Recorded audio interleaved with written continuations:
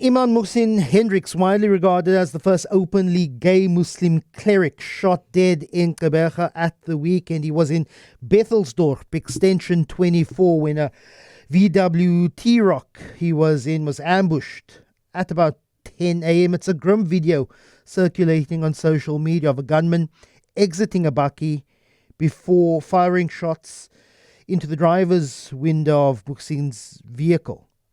Seconds later, the shooter jumps back into a bakkie and races off, largely being considered by the South African Human Rights Commission, by the Department of Justice, by activists, saying that this is largely a targeted attack, if not an assassination. But who exactly was Muhsin Hendricks? Well, as I said, he was considered to be the first openly gay Muslim imam and a leading figure in promoting inclusivity within the Muslim faith. This was a soundbite. This is an interview that he did in December last year. Take a listen. So I'm Muhsin Hendricks, and I'm also the world's first openly queer imam. When I was looking at the way queer Muslims were negotiating this dilemma between Islam and their sexual orientation and gender identity, I felt compelled to do something about it. And I thought for me to help would probably be to be authentic with myself and come out. I think it's possible to be queer and Muslim or queer and Christian. The representation of faith or religion that was passed down to us, it's one that doesn't include us. And if you really study the religion, and I'm specifically talking about Islam, you will find that our patriarchy has actually influenced the interpretation of scripture. And so it is an important process for queer Muslims who want to remain faithful to their traditions to re-engage with those interpretations and to sort of queering the interpretation. Nobody has a monopoly over faith, and so we can reclaim that faith. So I'm Muhsin Hendricks. Zackie Achmat joins me now. Zackie, you have stated in your utterances, in your thoughts, that Muhsin was executed because he was Muslim and because he was gay. Executed in the name of religion, you argued. What's your thoughts on what happened this weekend? Morning, Lester. I think, the place I would start is to say that Muhsin's family and all the people who loved him must be feeling an incredible amount of pain, and to them, condolences.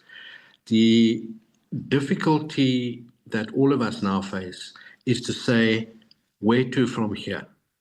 Here's a young, not so young, he's my age. Sorry. Here's a man who lived a decent life, taking care of others, looking after them, guiding them through the most difficult periods in their life, and he is executed because of it. The simple reason is faith and the fact that he's a cleric.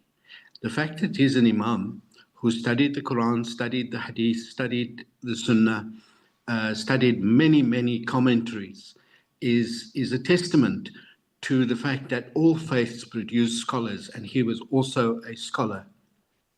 His execution is an attempt not simply to terrorize queer people, but to terrorize other Muslims who support justice, equality, and freedom for every person on earth. And that, I believe, is the majority of Muslims across the world. My understanding is this, that our duty now is to confront the ulama, particularly the Muslim Judicial Council and the ulama of the country, and say, you have issued so many hateful fatwas. To now say, yes, but being gay is outside of it puts you outside of the religion, but we don't support the death of people. The hate that they've stirred is no different to what Donald Trump did, in stirring racial hatred, in stirring hatred against immigrants and so on. So for me, I believe that the queer community, first before the queer community, I'm glad to see the ANC has also issued a statement. Every political party, every movement, organization within society must issue a statement. I can't for the life of me think of any other execution that has taken place in this way. against someone on the basis of ideology. Zackie, I have that 2002 discussion document, the fatwa on Islam and homosexuality, issued by the Muslim Judicial Council. There are several points, but I'll boil it down to what they say. Essentially, a person who has a desire for the same sex but who does not contest the law of Allah remains Muslim. Essentially, they're saying, don't hate the sinner, hate the sin. Is that congruent to what we have seen with what has happened with Muhsin over the weekend? Yes, I think if you, sometimes it goes either in that statement, which may be the clarification, or another one. They make clear that when you gay and you engage in your desire, then you put yourself outside of the faith. And when you put yourself outside of the faith, if you were living in a Muslim country, like or so-called Muslim country like Saudi Arabia, you'd be stoned to death. So the question is that it is a dog whistle. It is a dog whistle to say to people, you are placing yourself outside of the faith, but we're not going to kill you. So my sense is that we must ask them to have an honest conversation, because I would like to see the Muslim Judicial Council right at the front of dealing with so-called Muslim states that are burning the planet down, literally burning the planet down because of oil, and say that is not Muslim, that is not Islamic, to destroy the earth. To say to them, food, you're not doing enough on Palestine. Those are the things that we should be confronting within Islam and in society. The patriarchy and all that. Instead, they go kill an imam who's doing good. Zackie, the United Ulama Council of South Africa, in a statement saying the UUCSA condemns all forms of extrajudicial killings as they undermine the rule of law and contribute to societal instability. What has Muhsin's assassination told us, not just about a brewing of intolerance, but maybe an intolerance that has been there all along amongst all faiths, amongst all forms of religious fundamentalism?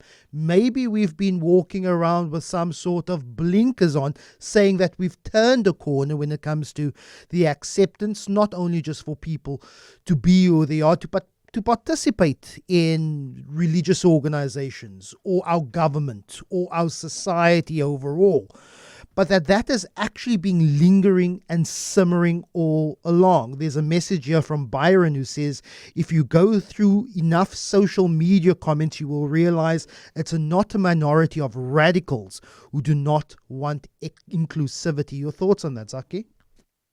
Well, I would go in different. I agree with you first and foremost, Lester. If we look at what's happening in the United States, the amount of hate in that society has spread to virtually half of the population. And what you have is hatred against black people, against immigrants, against trans children, against queers generally, against women. Not, and this is Trump fueled. It is becoming normalized to hate. You see it in Europe with Orban, with the AFD, and so on. You see it throughout our continent, where death sentences can be put on someone if they're queer. Now, my question here is this. There is a deep social crisis globally, a very deep one. And it's because people are insecure, the planet is burning, we don't have work, we're overdosing on drugs, we're killing each other in the street, there are immigrants coming from everywhere, those sorts of fears. You need to find a scapegoat. And that is why at the outset, the big question for me is, what will the progressive left do about this? Will we stand together and bring it together and take the question onto the streets and speak on the street? That is what we have to do in order to confront it. But you are right. I still believe that the majority of people, the overwhelming majority of people, will not resort to violence. Zackie Achmat, really appreciate your time. Condolences to you as someone who knew Muhsin, as also condolences to his family and friends.